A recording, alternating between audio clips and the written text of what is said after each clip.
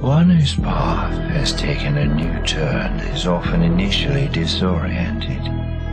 But as time passes, and the path continues steadily in its new direction, there is a tendency to believe that it will remain so forever.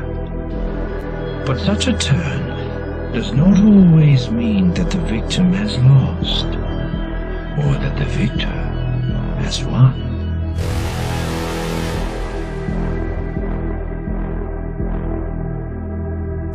All warriors understand the need to face and defeat the enemy.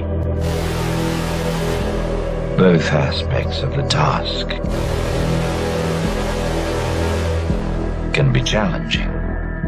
Both can require thought, insight, and planning.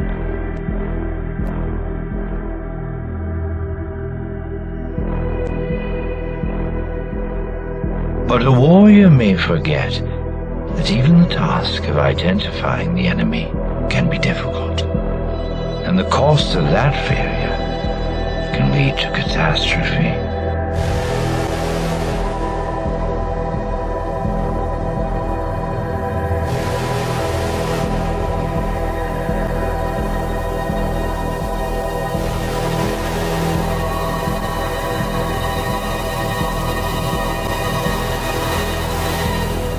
Failures in any of those areas can cost unnecessary time and irreplaceable lives.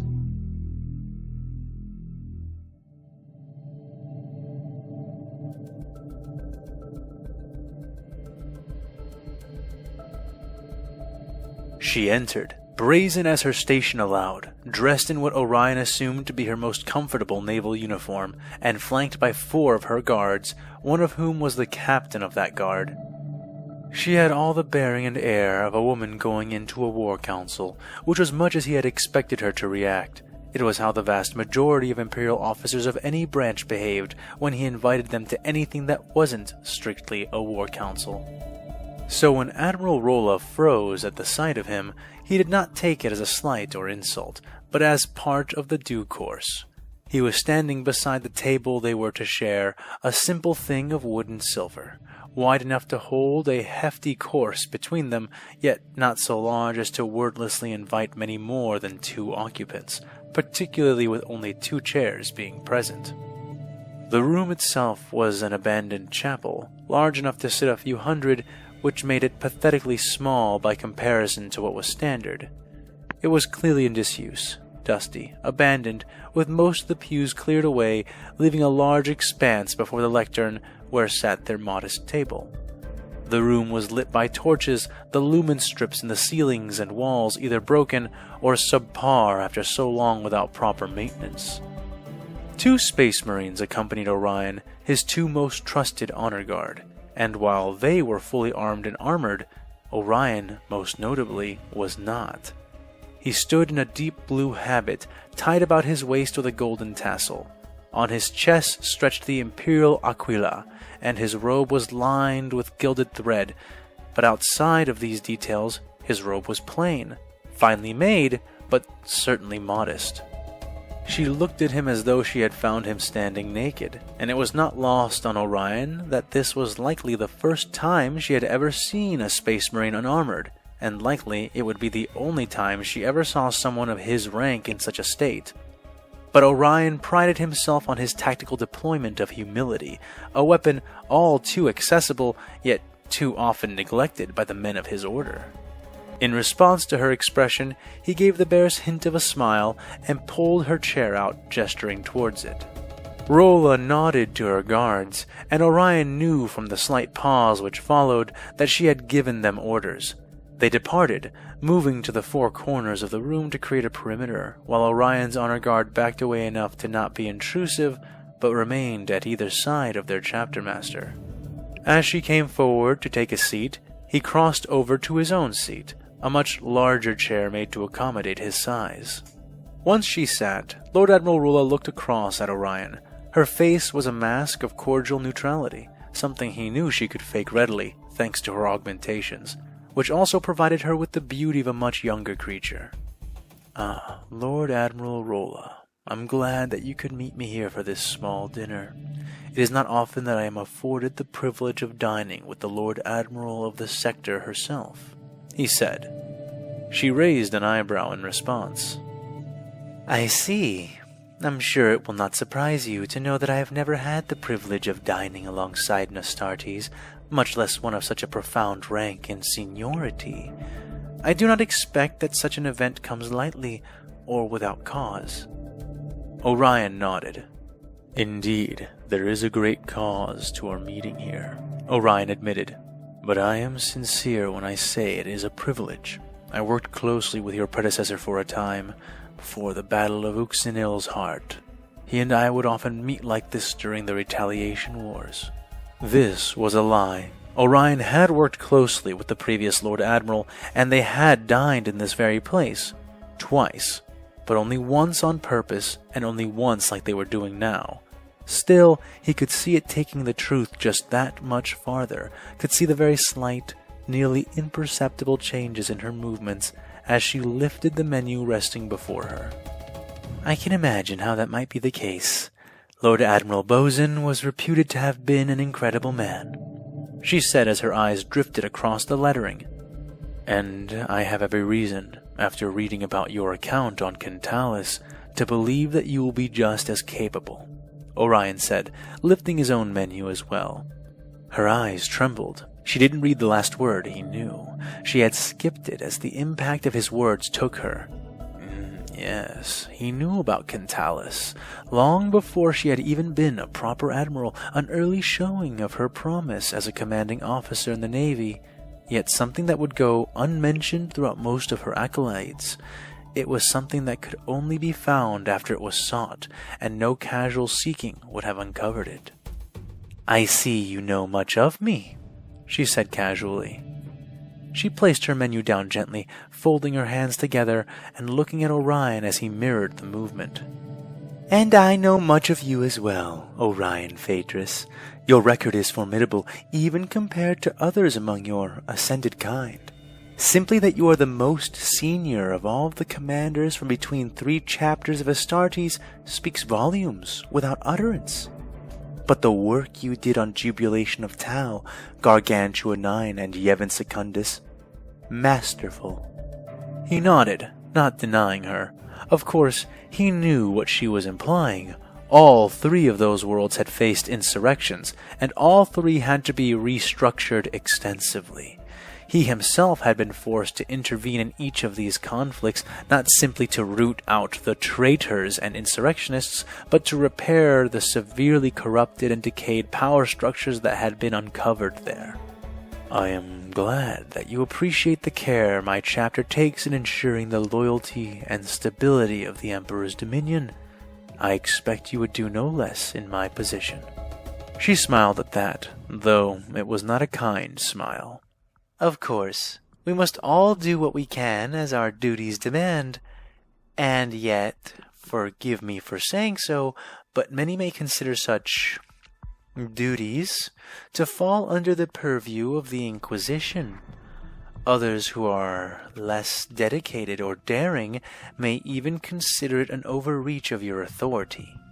Orion felt his eye desire to twitch, but smothered the impulse. Discipline was his greatest weapon, and he was never unarmed. Still, he had to commend the Lord Admiral. She had a way of cutting to the point with a touchless blade. "Lord Admiral, do you know much of the Kasakani insurrection of Yevon Secundus?" he asked. A servitor entered the room then, clicking and clacking on metal limbs, like a 4-legged insect. It came to each of them in turn, taking their orders and writing them down precisely before scuttling away again. When this was done, Rollah turned to answer the Chapter Master's question. "I was referring to the Prokin Rebellion, actually," she said. "Yes, I suspected you were. But do you know of this prior event?" he pressed. "I'm afraid not," she said. Orion leaned back in his chair. "I was a battle brother then. A tactical marine. My whole squad of 10 had been sent to Yevon Secundus to put down a heretical insurrection. Rebels worshipping some kind of fertility god had started capturing and sacrificing members of the nobility, as well as sabotaging off-world grain shipments. He sighed heavily, and though he desired the impression it gave off, this was no feint. The memory weighed heavily on him. It had truth and the power of truth in it. So we found them. We killed most of them, took their leaders prisoner. It was easy. A near complete waste of our time. He said, "Why capture their leaders?" The Lord Admiral asked. Orion smiled a sad smile. "It was the real reason we were there. My chapter didn't care if this planet lost a few grain shipments, or if a few haughty nobles were eaten alive on a planet-wide vidcast. The reason my chapter responded was because these heretics, they were killing in the name of a god, a foul, unknown god, and we needed to root it out." He could see in her posture, though not in her face, that she didn't quite understand. "You see, Lord Admiral, rarely, I mean truly rarely, is it the case that an insurrection purports to worship a god of any kind, and is in truth worshipping nothing. Normally it is some kind of Xeno, or charismatic rogue psyker, or worse.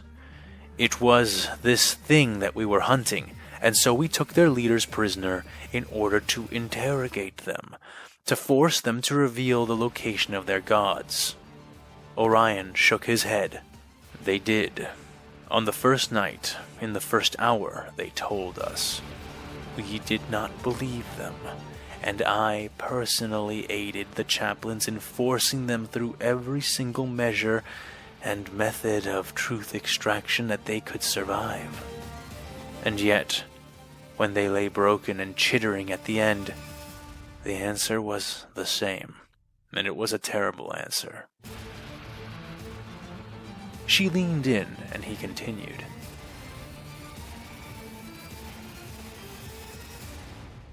"There was no god.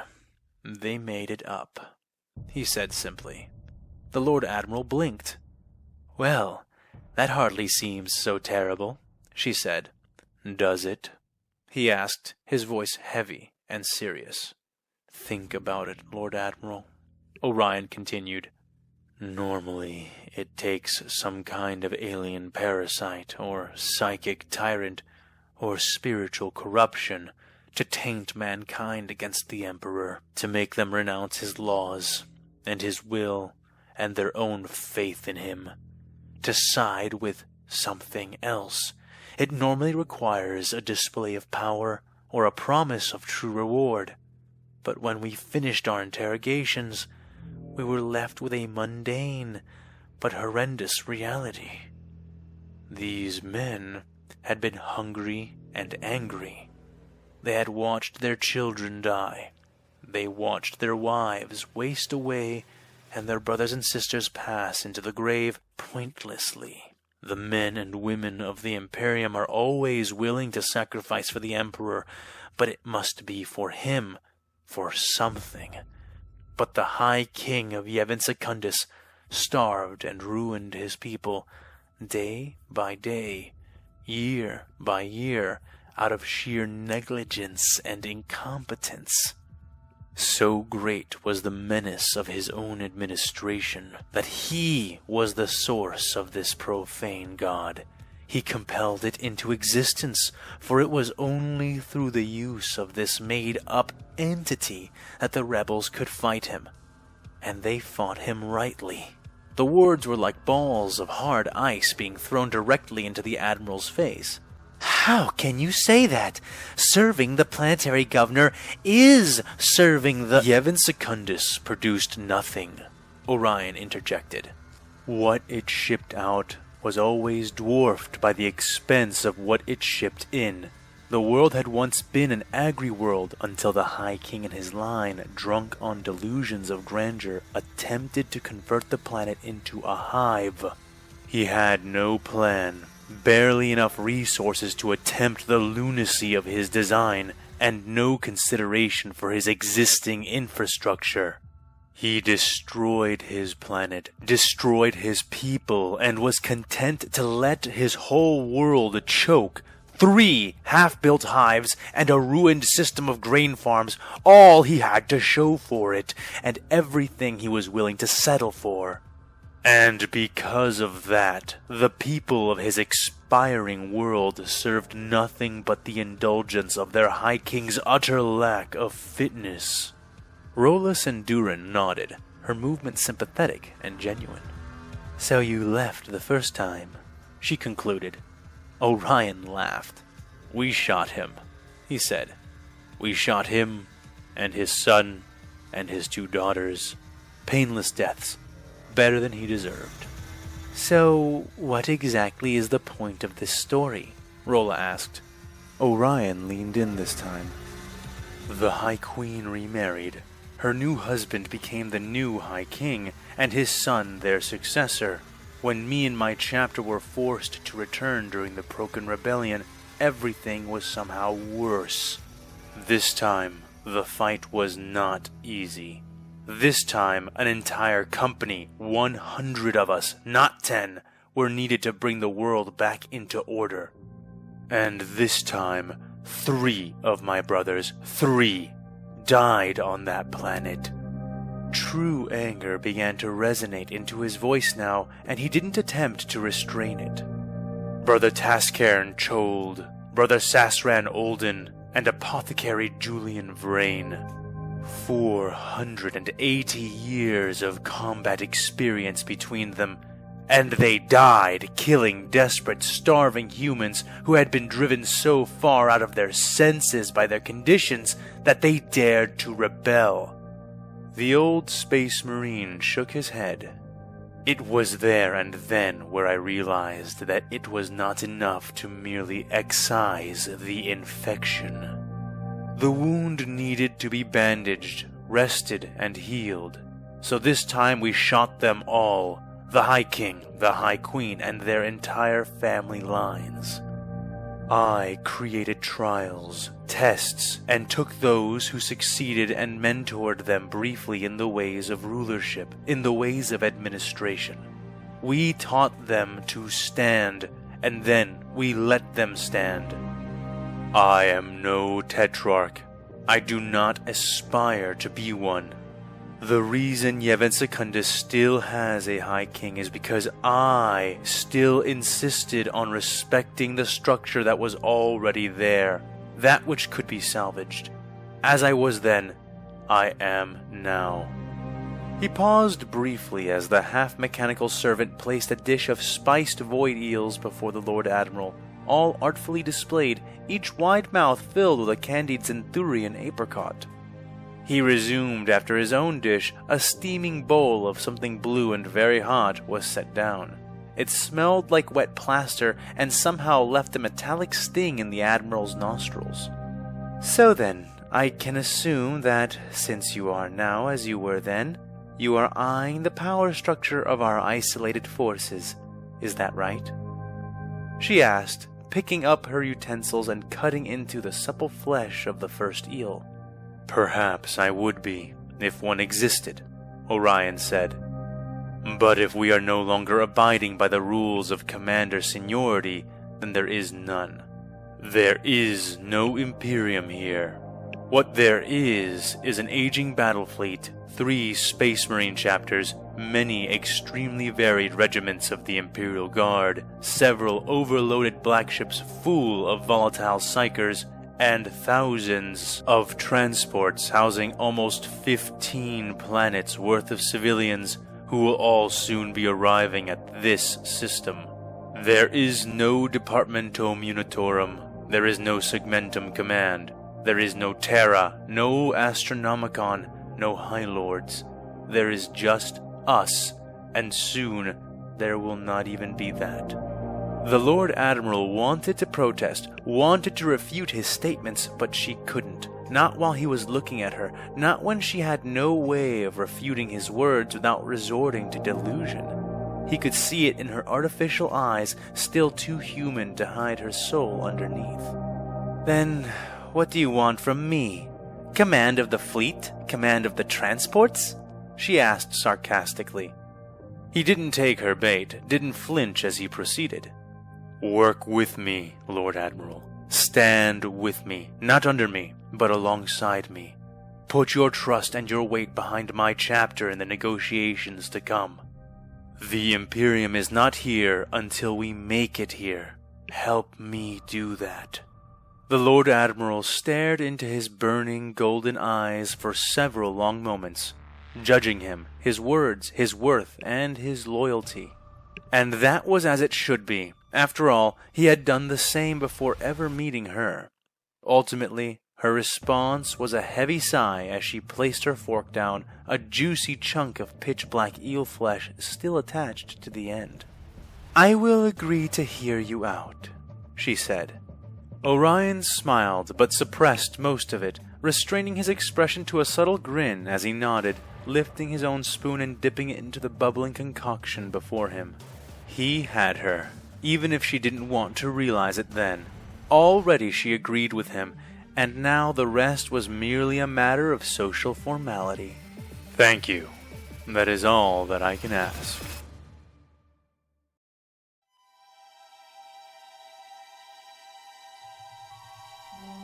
The room was simple, circular, its tiled walls and glossy stone floors a perfect model of Rothanian minimalist architecture and design.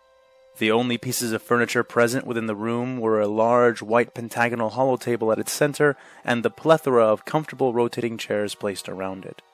Despite them all being in attendance, most of the chairs were empty. There were not many that Anakin, Obi-Wan, and Mace had judged worthy of being considered as competent advisors. First among those few they had recognized was Anakin himself. He sat beside Captain Rex and Echo, the latter of whom had recently been promoted to full Commando and was thereby representing Clone Force 99 at this meeting. Directly across from Anakin and the clones was Doctor Shina, who sat in a levitating mobile chair, her legs still locked within a cast, though she seemed to be otherwise recovering swiftly. Sitting to her right was a straight-backed Captain Spikes, who wore the uniform of a naval officer, having even gone so far as to remove his helmet from the ensemble. To Dr. Sheena's left sat Bucket, who wore his white trooper armor and helm and slouched like he was facing a court-martial. Additionally, sitting to Bucket's left was a newcomer. Admiral Wilhelm Tarkin, who had arrived only hours before, looked down his nose at the rest of the room with his one good eye. The man wore a sling, a still bloody bandage obscuring his left eye, and white medical burn patches dotted his chin and neck. He was now a veteran of the retreat at Axum, which was quickly coming to be known by the Galactic community as the Blue Massacre. Presiding over them, as assessors, were Jedi Masters Mace Windu and Obi-Wan Kenobi. It was their duty to determine what effect this emergency meeting of theirs would have. "We know that all of you have a lot of experience to bring to this conversation, and a lot of ideas as to what direction would be most productive, so we'll begin there," said Obi-Wan. "Each of you will be given some time to state what you think is the most important issue to address, and why. Rest assured, we will address all of these issues, but it will be up to me, Master Obi-Wan, and the Supreme Chancellor to determine in what order these problems are to be addressed. Keeping that in mind, I think we will start with young Skywalker and move around the table clockwise," Mace added. "Objections?" he asked. None were raised. "Good. Then Skywalker, please begin." Anakin stood up from his chair. His face was fierce, but controlled. "We lost 27 Jedi, including Master Ki-Adi-Mundi, in the retreat from Axum. Nearly all of them were killed in personal combat with these, Astartes, General." "Thank you, Echo. Astartes. And I know why. I realized it while fighting the one I encountered over Anaxis. They're fast and strong, much faster and stronger physically than any droid or even Sith that we have been made to face. So naturally, when I began fighting him, I treated him as I would a Sith or Jedi combatant. The moment I did that, I began to lose badly." "Because they aren't Force sensitives," Obi-Wan said, the revelation mixing awe into his voice as he spoke. "Wait," Mace interjected. "Do you mean to tell me these Astartes are managing these feats entirely without the aid of the Force?" "Hard to believe, I know, but we need to start believing it, start training the remaining Jedi against it. These new warriors are not using precognition to guide their strikes, and trying to preempt them that way will only allow them to catch you by surprise again and again until you recognize what you are facing." We need to fight them the way that we fight Magna Guards and Commando droids, but with a few alterations. There are certain forms that we cannot use against these enemies. Their swords are heavy, and they have more than enough power to move and leverage them with ease. Parries and blocks using Makashi won't compensate well. It could mean instant death. Additionally, the Gemso won't work either. They're faster and stronger than us. We cannot overcome their physical strength and speed consistently, and without that, aggressive forms cannot hold. I think Anakin was cut short as Mace raised his hand. You have made your point, Skywalker, but your time is up. What is your suggestion? Anakin barely restrained a glare, but sighed and continued. What I'm suggesting is that we need to retrain the Jedi Order as a whole to deal with these new enemies. If we don't, then we're just going to continue losing knights. With that, Anakin sat down, and the turn passed over to Captain Rex. The clone stood, dressed in his customized blue-tinted armor, his helmet placed on the table before him. "Permission to speak freely, generals?" he asked. "Granted," said both Obi-Wan and Anakin. He coughed to clear his throat. "I do not mean to dismiss the weapons given to us by the Republic. They have worked well against the clankers and the militia that the Separatists have been throwing at us. So what I'm going to say may seem hard to believe, but it needs to be said, and I believe it needs to be acted on right away." Rex pulled his left blaster pistol out of its holster and slid it onto the table. "We need better guns." To further punctuate his point, the clone pressed a button on the side of his helmet, sending its data to the holotable, which promptly displayed said data as a three-dimensional blue image. It was the Space Marine they had been fighting, viewed from Rex's perspective. The assembled experts, clones, and Jedi watched as Rex, Tech, Hunter, and then Wrecker, after he had finished reloading, unloaded a torrent of lethal blue bolts into the large yet defiantly nimble form of the Astartes. More than half of the bolts were deflected, and yet several got past the warrior's guard. The blue bolts splashed and hissed against his armor, landing in volleys that would have downed super battle droids. But against the Space Marine, they seemed to do only superficial damage. Then the image changed, displaying an altered HUD as they watched from Crosshair's point of view, the scene a twisting, confusing mess before it halted abruptly with a view of the Astartes' bloody face, which lasted all of a millisecond before Crosshair blew it away. The Marine's eyes popped like grapes. Burning skin flayed off his skull by the high-energy particles of the shot, revealing the resilient bones underneath. The image then fast-forwarded to the moment when the Astartes, little more than a smoldering skull atop armor at this point, sat up. The image froze. I don't know how or why, but energy blasts and ion bolts are not cutting it. Our EMP grenades would likely do very little damage to them as well. These are clearly not droids. We need weapons that can kill these things with a headshot, or better yet, weapons that can penetrate that armor. He pressed the same button on his helmet and disconnected the feed, turning the image off. We needed them at Pazab. We needed them at Anaxis, and we're going to need them worse and worse the longer we don't have them. So my suggestion is simple. We get them, invent them, buy them. It doesn't matter, but we get them ASAP and get them in the hands of the troops fast. That should be our most immediate concern. "Thank you, Rex," said Obi-Wan, giving him a nod as the clone sat back down. Next was Captain Spikes. He stood up, formal, straight, holding a datapad in his right hand. He pressed something on its surface and a holovid began to play on the table. It was a view of the Freedom, mere seconds before it had been destroyed. It began firing at something out of sight, tilting to angle more turbo lasers at it, but that didn't last long. Like a god's cruel knife, a large outsider ship drove into view, its blade-like prow absorbing the brief spurts of concentrated fire the Freedom had managed to throw at it before plunging into the Venator-class Star Destroyer. The arrowhead form of the Republic cruiser was split down the center, both sides buckling upward around the wedge-like head of the enemy ship. Fire and debris spilled from the struck craft like clouds of stellar gore, stirred and split suddenly when the colossal broadside guns of the enemy ship fired, the holoview panning back somewhat to show the shots ripping two more Venators into pieces. Then the vid ended, and instead a tactical display was put up in its place. It revealed the battle in time-lapse. The enemy ships were represented as red dots of various sizes, and friendly vessels were similar but blue and smaller. As the sterile information displayed a virtual mirror of the carnage they had just seen prior, Captain Spikes began to speak. Our turbo lasers cannot reach the enemy. They lose too much power and travel too slowly over the vacuum to engage at the ranges they are using. Despite that, it appears their ships enjoy engaging in ramming maneuvers. Once in effective range, our weapons do work, but not as well as their armaments. In a straight shootout, they can outlast us.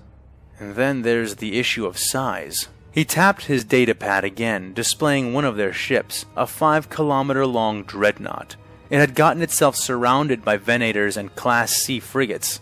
They had mauled through its shields, but clearly that wasn't enough. They poured fire into it, but it wasn't dying.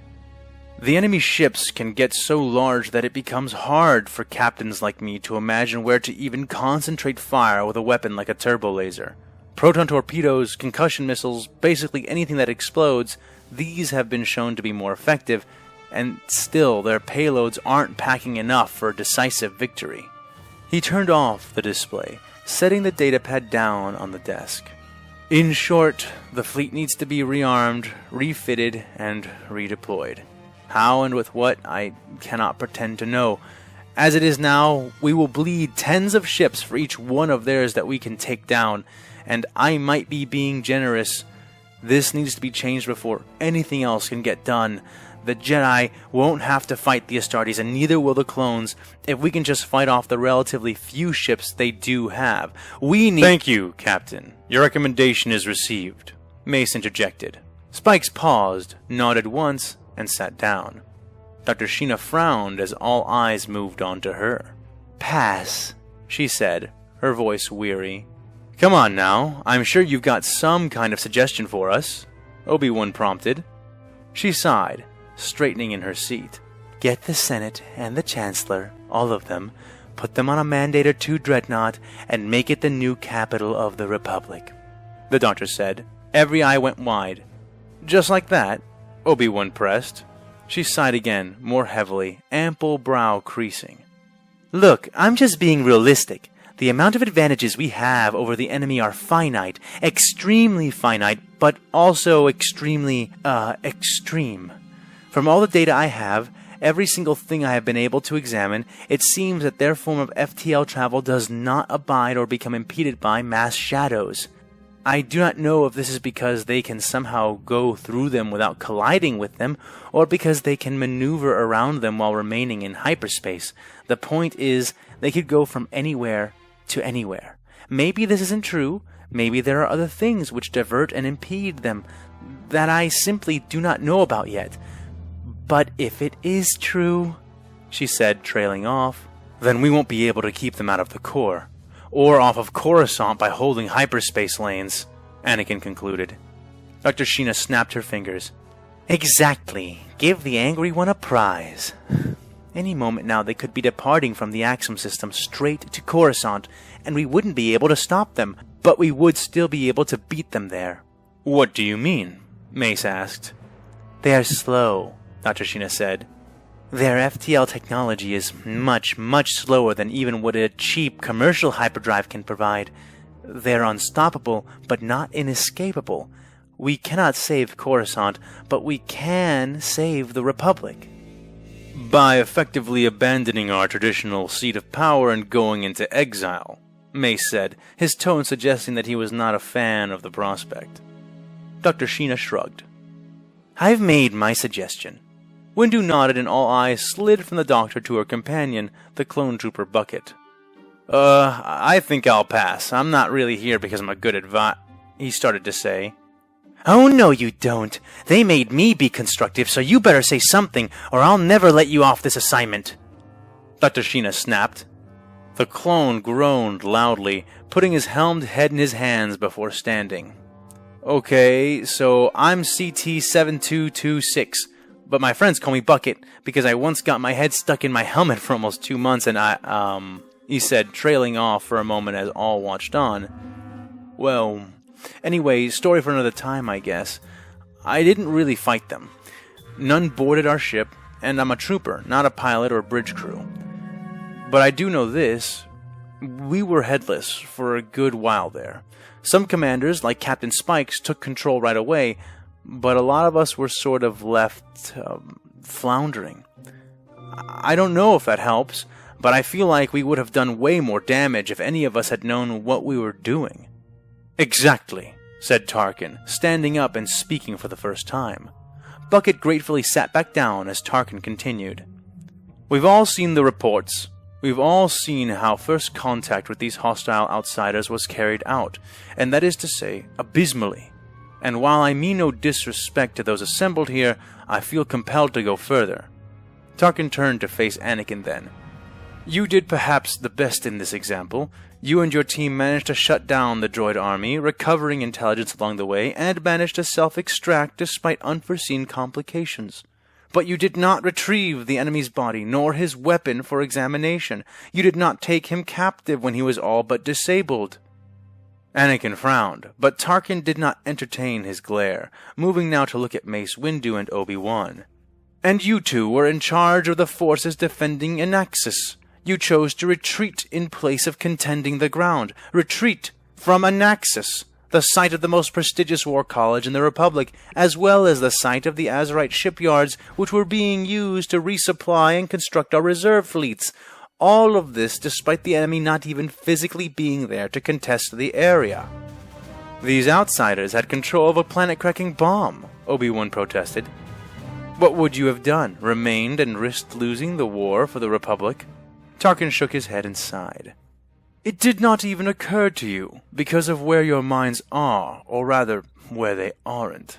The tactical thing to do would have been to retreat 85% of ground forces to high orbit. The 15% who remained would be tasked with holding the production facilities. The enemy would not have destroyed all of Anaxis and its production resources to defeat that number. They would have gone down and engaged our forces on the ground. Once the enemy committed forces, then you could safely and gradually commit more of our forces to hold our territory. The enemy would not detonate their weapon while their own soldiers are present on the planet, and that would buy us time to neutralize it without losing the Republic's holdings. And what if the enemy commander decided that 15% of our forces was enough to warrant the bomb going off? Obi-Wan asked. The haggard admiral shrugged casually. Then we lose 15% of our forces at Anaxis and deny the enemy what we have lost. Still a better outcome than what we have now. And as if to prove my point, I myself have just come from an utter disaster of a defense that your now deceased colleague, Jedi Master Ki-Adi-Mundi, orchestrated.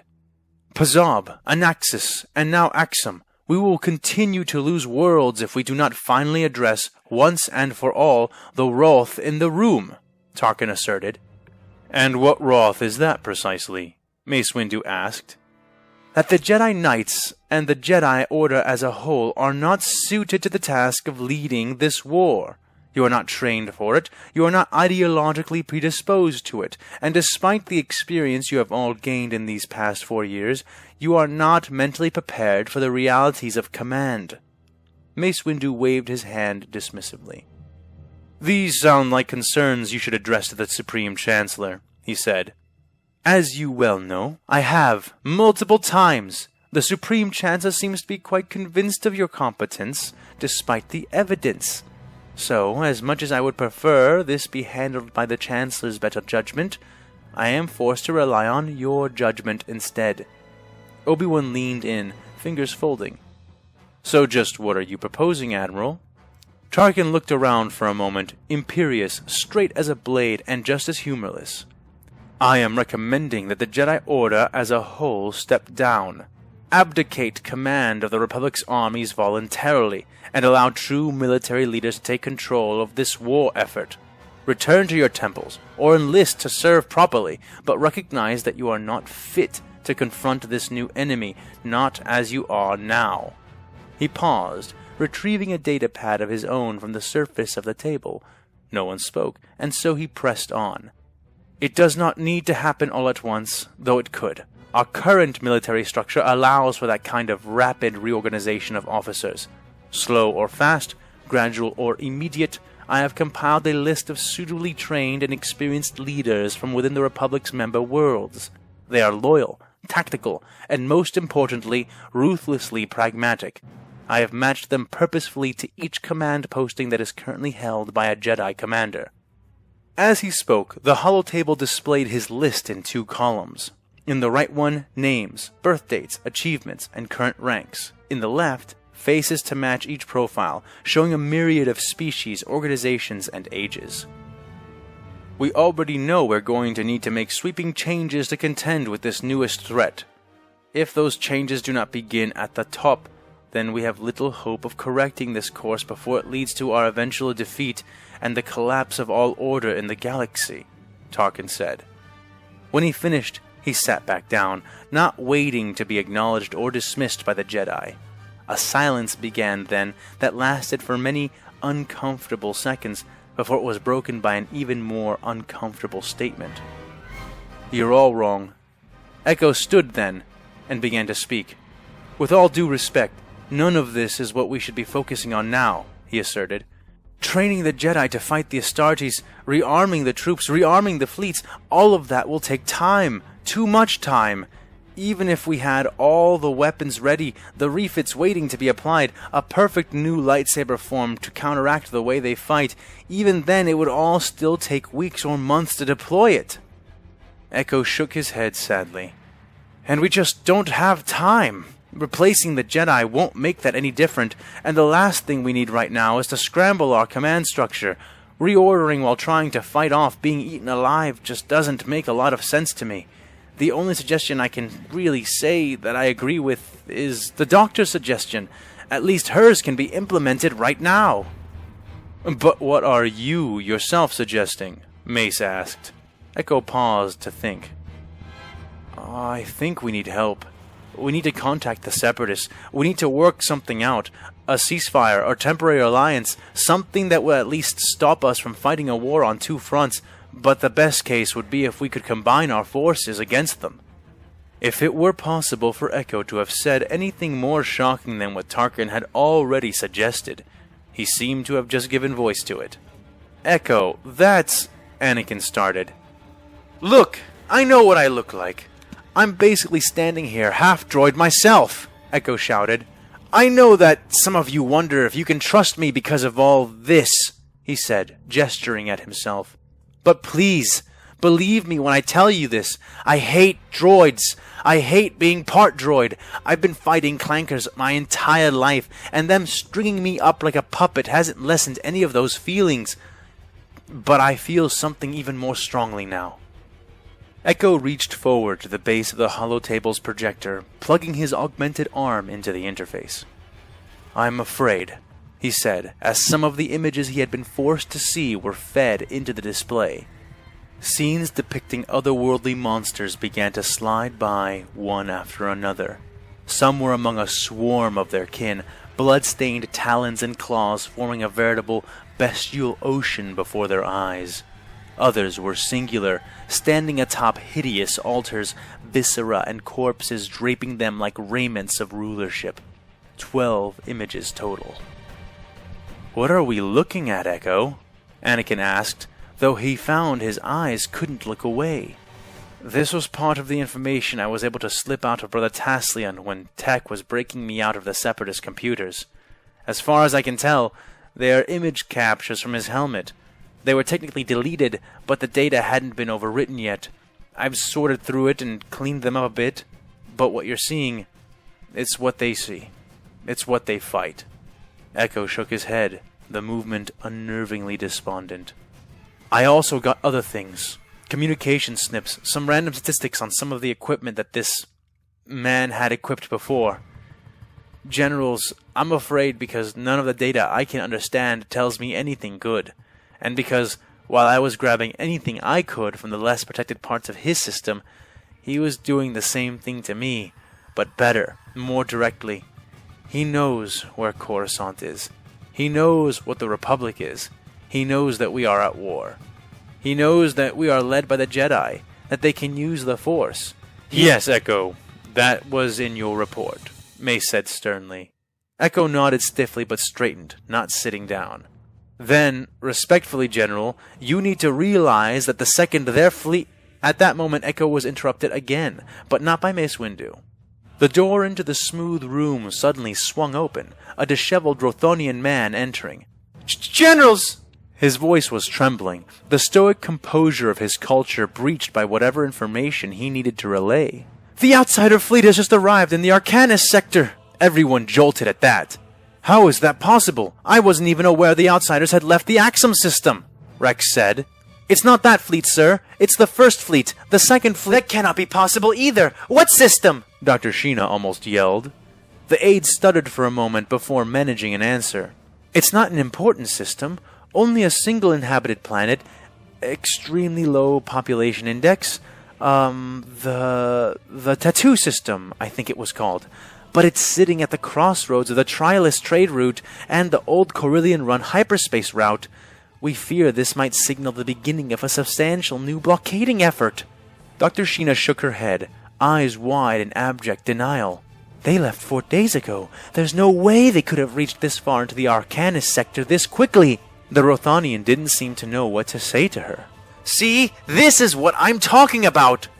Echo said, leaning one hand against the table as he gestured with his interface tool towards the aide. "We think we know things, but we don't. We're drawing lines, trying to pretend that what we think we know amounts to anything. Maybe hyperdrives are faster, maybe only sometimes. That's why we can't pull punches right now. We need to stop fighting the Separatists. We need to pull everything we have together and then some. The moment their fleet leaves the Axum system, they are going straight to Coruscant, and if they do, we don't know how much time we will actually have." Sirs?" The aide interjected again, his pale skin now much, much paler. "I was also told to inform you that the Second Fleet has just departed the Axum system.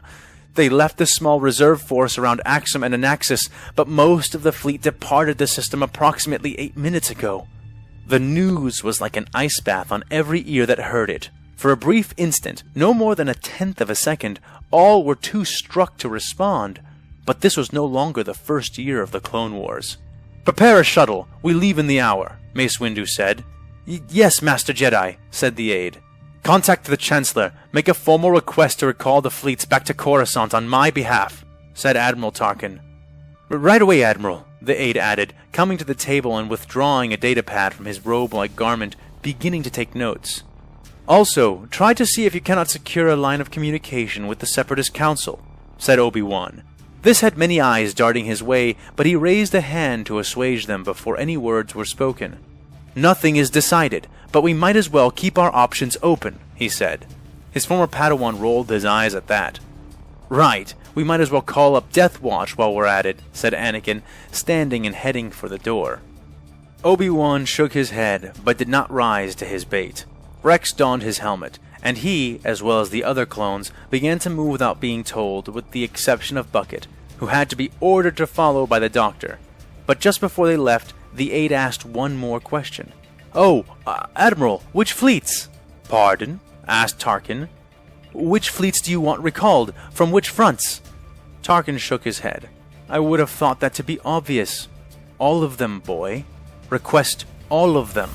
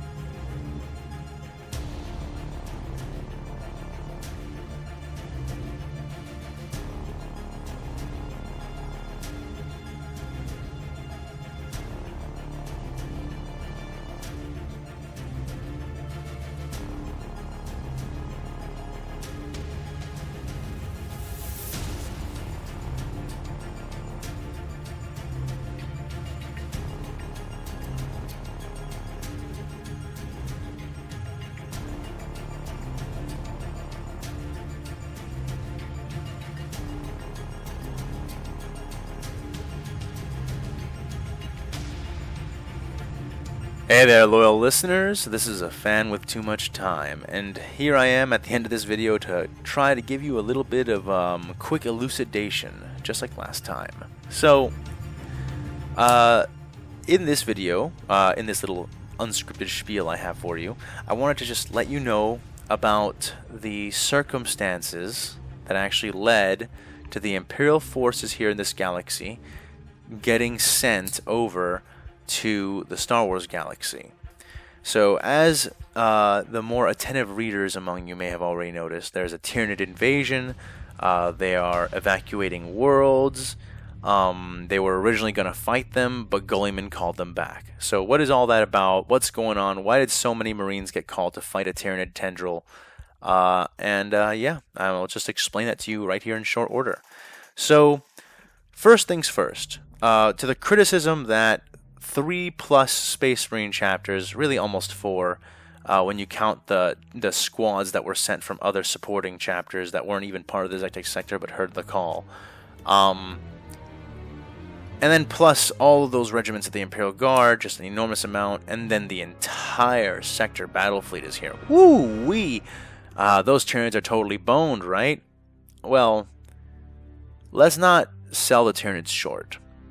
Every single time a new Hive tendril enters the galaxy, you're basically rolling dice, increasingly bad dice, by the way, like dice with an increasingly bad modifier, that you're going to get not a scouting tendril or a vanguard tendril, but like a real, like actual proper galactic tentacle dick tendril that is going to totally destroy the galaxy or just screw its way through it.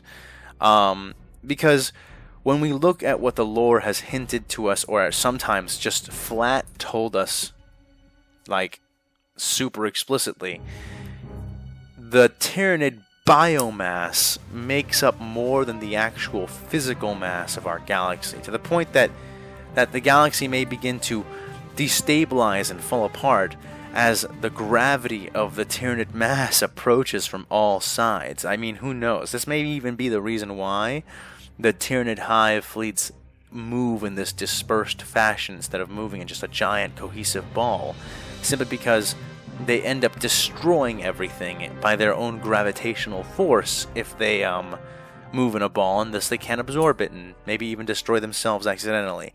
So that's an interesting way of talking about that, I guess. But the whole point is just that, to the criticism that that's just too many Imperial forces, you can never really say that when it comes to the Tyranids. Not if we're taking them by their canon and by their fluff. Yes, the Ultramarines have totally wrecked an entire Tyranid tendril, a huge one at that, and it's just like 1,000 dudes plus any help they get. That is like both luck and Marnius Calgar being the Emperor on his off time when he feels like it, and also strategic genius on the part of the people who are involved, because I like the lore and I don't like to denigrate it, honestly. I like my Warhammer. But frankly, when you know what a Tyranid warrior is, when you know what a Hive tyrant is, when you know how many of those things can exist in one tendril, and how big a tendril is supposed to be, you begin to realize how totally absurd the very idea and notion of that is. So, yeah. It could be that this is just a really big tendril. It could be that that's what's going on here. Huge tendril, we need this many dudes. Yeah, you better believe it, that's what Tyranids are. But, admittedly, that isn't what's going on. Admittedly, the reason all of these Imperial forces have managed to rally so cohesively and on time and in this place, in this way, is because they have been manipulated into doing it. The Drukhari, who have been absent from the history of the Galactic sector for quite some time, at least in major force, have decided to make a major move on the Galactic sector. They see this sector, which is effectively a warp storm harbor. I will explain that at a later date. It's like a giant sealed-in farm for them that closes off. And when it closes off from the rest of the Imperium, because of fluctuations in warp storms, then it basically becomes this like I said, a farm for humans, where they can just harvest and take whoever they want as long as the guard dogs and shepherds have been disabled. And that's what they're doing. They're getting all of these Imperial forces that are native to the Galactic sector in one place to fight the Tyranids, so they can mash up the Tyranids, mash up the Imperium, use their own traps they've installed into the battlefield to wipe out both forces as much as possible, and then to delight in harvesting at their leisure all of the people and things that they want and can within the entirety of the Galactic sector, not the whole sector battle fleet, and the Space Marine chapters that belong to it have been totally annihilated and eradicated. So that's kind of what you're actually seeing there. And you might say, okay, so what happened? Why didn't that happen? Well, Roboute Guilliman is a genius. He's a Primarch. It's difficult to put into terms how much better at think he is than anybody else.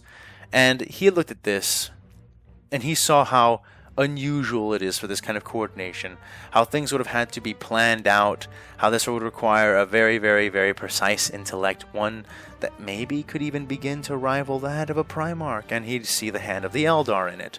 And he would realize that they don't mean anything good by this. This is definitely bad. This is probably Dark Eldar. We all know how much they like slaves and stuff. Just because big titty Eldar girlfriends are now Codex approved does not mean that Dark Eldar aren't still into some obscenely, unspeakably kinky shit. And so he would be like, yeah, well, leave my Marines out of it. I'm recalling everybody back for the Indominus Crusade anyway. Kill two birds with one stone. And as for leaving the Galactic sector at the mercy of these Drukhari or Tyranids, the Galactic sector does not produce anything. It is, and I will go into this when I speak about the Galactic sector itself, but it is most of the time sealed off by warp storms from the rest of the Imperium, and when it is actually in contact with the Imperium, it's very rarely that it can actually yield a proper tithe because of how debilitated the sector is. Again, all of this I will go into when I talk about the sector proper.